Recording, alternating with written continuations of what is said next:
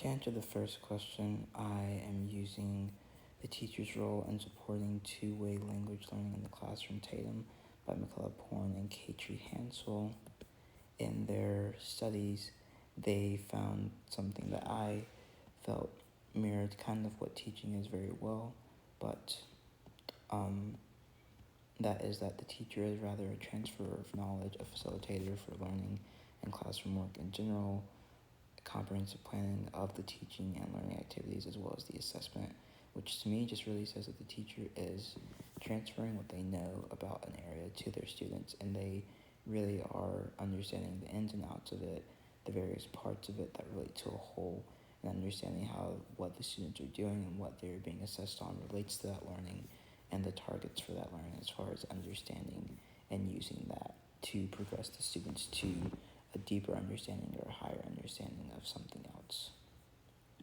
I also feel that when it comes to professional expectations, teachers have to be very mindful that they uphold those, but also mindful when to ask for help, clarity for those, and working together can really push the profession forward when it comes to technologically speaking, or just creating better habits and ideas around the profession to deepen learning. As far as my professional dispositions, I feel that I care a lot about students and do well with building individual connections and using that to kind of make learning a little fun for them.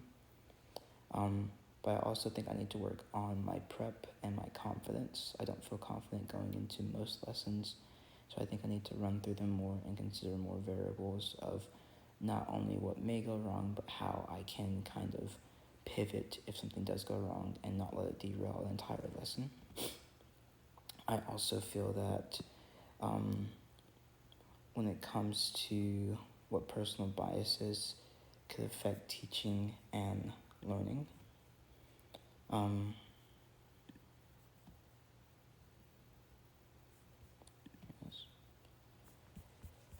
and it's a problem, but not mine. Exploring bias-related message acceptance among teachers by Lewis Doyle, Matthew J. Easterbrook, and Peter R. Harris. They state that teachers tend to enter the profession to facilitate learning and often aim to enhance social equity. However, many teachers also carry a hidden set of unconscious biases, which can have damaging consequences for typically low achieving student groups.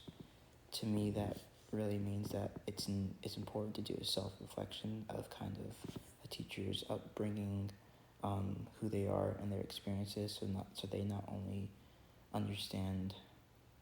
I think it's easy to name maybe a few biases, like I lean this way more than that way, or I may favor this group more because I grew up with them. But I think it's important to take that step further. Since you favor this group because you grew up around them, what does it say about this group you didn't grow up around? How would you feel if you were the only person in a room of this other type of group of people? Would you be your normal self? How would you treat them? If you were in a position of power above them, below them, on the same playing field, how would that affect your interactions with them?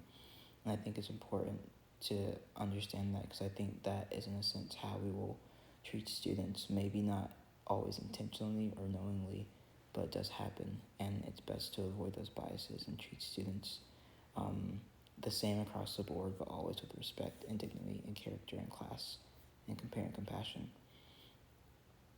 And then reflecting on my own professional dispositions of learners and how I will uphold and adhere to academic and professional integrity.